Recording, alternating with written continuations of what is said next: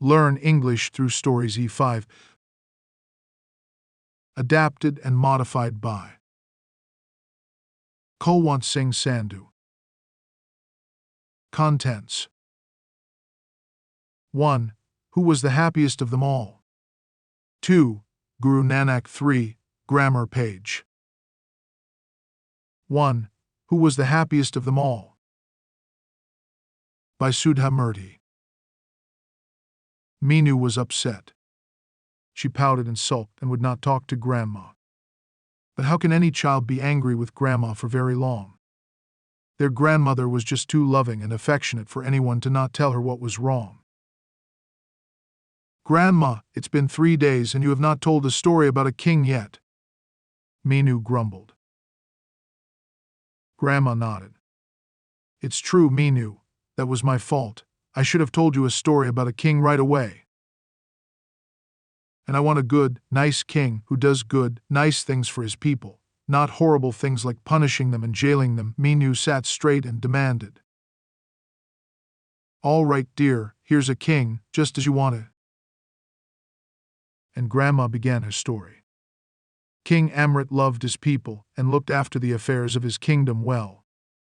His minister, Shandon, was a wise man who helped the king in his work tirelessly. One day, King Amrit and Shandon were taking a walk on the terrace of the palace. The terrace offered beautiful views of the surroundings, and they could see far into the distance. They spotted the weekly market from up there, with people in colorful clothes buying and selling all kinds of things. There was plenty to buy, and people had money to buy too. There were no poor people to be seen anywhere. The king watched with a smile on his face. He was delighted to see the prosperity of his kingdom. Like any good ruler, he was happy when his people were happy. He turned to Shandon and said, "See how contented my people are, but I want to check this firsthand by talking to them tomorrow. Summon people from all walks of life to the court, and I will ask them myself how they are doing." Shandon was used to the king's strange requests, so he nodded and went off to carry out this order. The next day, the king arrived in court humming a happy tune to himself. Seeing all the people gathered there waiting for him, he was even more pleased. He cleared his throat and said in a loud voice, "I have called you here to ask you a very important question. As your king, I need to know if all of you are contented. Do you have enough for your needs? Do you know anyone who is not happy about anything?" The citizens looked at each other, thought for a while, and slowly came forward to answer one by one. One after the other, they all said how happy they were. Their kitchens had enough food, their trades and businesses were doing well, and the king had made them feel safe. The farmers had grown good crops and the rivers and ponds were full of fish. What more could they ask for? The king became more and more pleased as he heard this. Only Shandon, his minister, watched and heard everything with a frown on his face. Why? What was wrong? Soon he walked up to the king and whispered something in his ear. King Amit's eyebrows rose in astonishment. Surely, Shandon could not be serious. But he looked at the minister's face and found no trace of this being a joke. He turned back to the court and made a most unusual announcement. "I am delighted that all of you have said you are happy, but I want to test this. Tomorrow, I want all the happy people of this kingdom to come and meet me in the royal gardens, but I have a condition. All of you will have to enter the garden from the main gate. Walk across and meet me by the gate at the rear of the garden. I will wait for you there. When you enter the garden, you will be given a sack each, and you can pick whatever fruits or flowers your heart desires." An excited buzz broke out among the crowd. It sounded like a lot of fun. No one was usually allowed to enter the king's special garden. He had planted trees from all over the world in that garden, and it was said to be filled with all kinds of beautiful and strange plants. Right on time the next day, everyone gathered at the gate of the garden. At the time the king had told them, the guards opened the gates and handed out the sacks. Men, women, and children started roaming around the beautiful garden. They spotted juicy apples and plump mangoes hanging from trees. They picked these till they saw ripe pomegranates bursting with juice, grapes, and colorful flowers no one had seen before. People went about picking whatever they wished for and filling their sacks with them.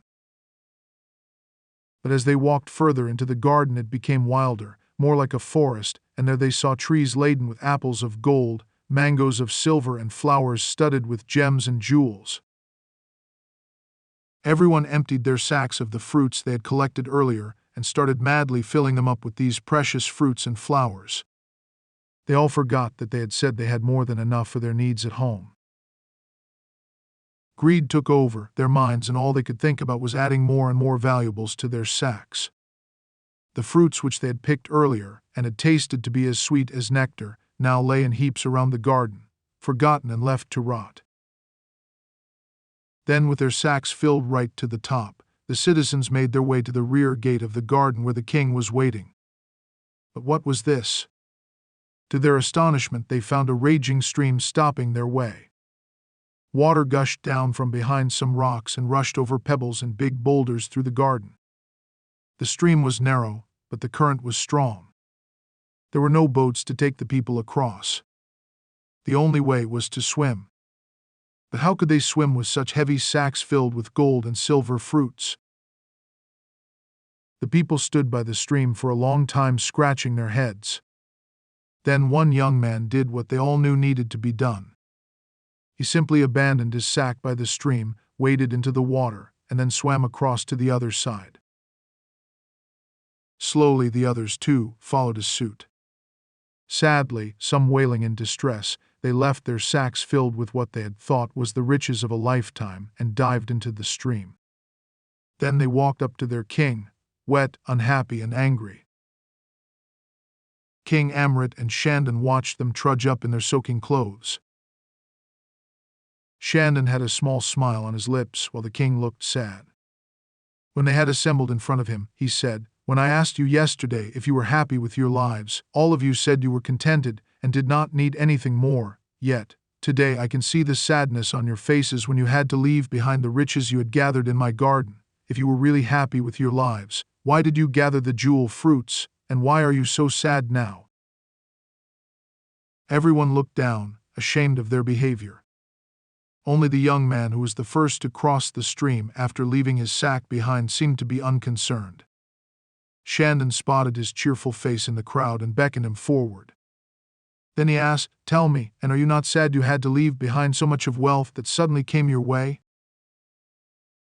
The man said, "I didn't pick the jeweled fruits and flowers. I had picked some of the lovely, tasty fruits and eaten my fill. In my sack, I had kept some others for my little daughter who was at home. I had thought she would enjoy these tasty apples and mangoes, but when I saw there was no other way to go across the stream, I did not think twice about leaving my sack by the river. My little girl can get tasty fruits from some other garden, but I am so happy the king let us all wander around his garden, looking at the trees and plants and animals. He's a great king for having created this place of beauty, and it was a pleasure walking around there."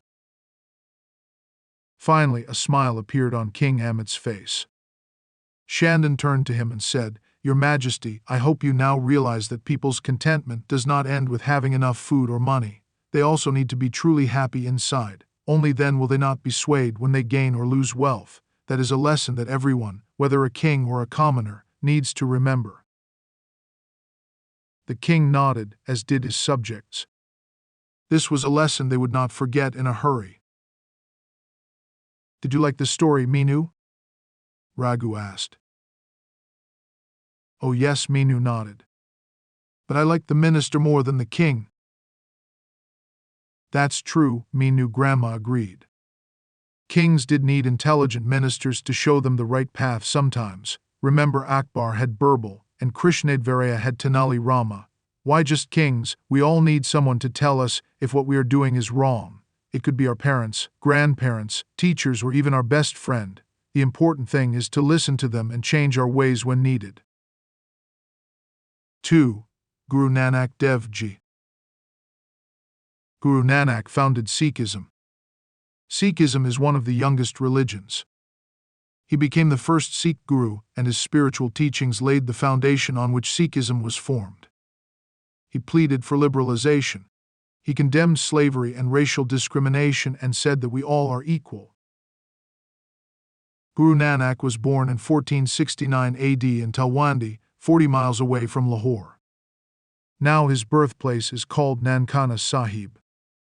His father's name was Mata Kullu and his mother's Mata Tripta. His elder sister's name was Bibe Nanaki. In the year 1487, Guru Nanak married Mata Sulakani, and they had 2 sons, Sri Chand and Lakshmi Das. As a child, Guru Nanak was of a contemplative and serious nature. He loved spending time with sage and religious people. He studied Hindi, Sanskrit, and Persian. In 1475, Nanak's sister got married to Jai Ram and moved to Sultanpur.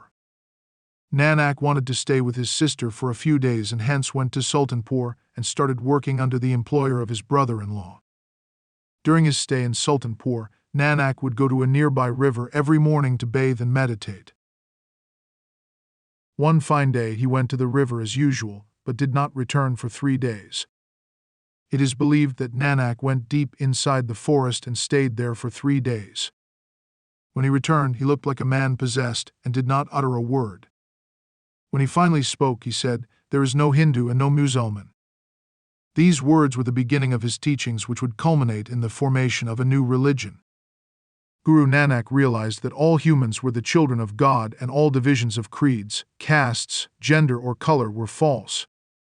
This made Guru Nanak determined to travel home and abroad to spread the message of God. Guru Nanak traveled across South Asia and the Middle East to spread his teachings. He advocated the existence of one God and taught his followers that every human being can reach out to God through meditation and other pious practices. During his first journey, Guru Nanak covered most parts of present-day India and Pakistan. This journey lasted for 7 years and is believed to have taken place between 1500 and 1507 AD. In his second journey, Guru Nanak visited most parts of present-day Sri Lanka. This journey, too, lasted for about 7 years. In his third journey, Guru Nanak traveled through the difficult terrains of the Himalayas and covered places like Kashmir, Nepal, Tashkent, Tibet, and Sikkim. This journey lasted for about 5 years and took place between 1514 and 1519 AD. He then traveled to places like Mecca and most parts of the Middle East in his fourth journey. This lasted for about 3 years. In his fifth and final journey, which lasted 2 years, Guru Nanak focused on spreading the message within the region of Punjab. He was accompanied by Bhai Mardana on most of his journeys. It is estimated that Guru Nanak covered a staggering distance of 28,000 kilometers by foot. Guru Nanak denounced all forms of ritualism, ceremonialism, and superstitions that existed in the society. He taught people 3 principles: meditation, honest earning, and sharing your wealth with others. He also warned people not to clutch to ordinary human traits such as lust, rage, greed, attachment, and conceit, collectively known as the 5 thieves. After traveling extensively for about 25 years, at the age of 52, Guru Nanak settled at Kartarpur. There he rejoined his family and continued to preach from there. Eventually he breathed his last in 1539 and merged with eternity. Guru Nanak is one of the most important religious figures to have contributed to women's empowerment in India. Guru Nanak appealed to his followers to respect women and to treat them as their equals. He said a man is always bound to women, and that without women there would be no creation on earth. Guru Nanak wrote more than 900 shabads, hymns, during his lifetime, and they are all included in the Sri Guru Granth Sahib. There is, but only one God. 3. Grammar page.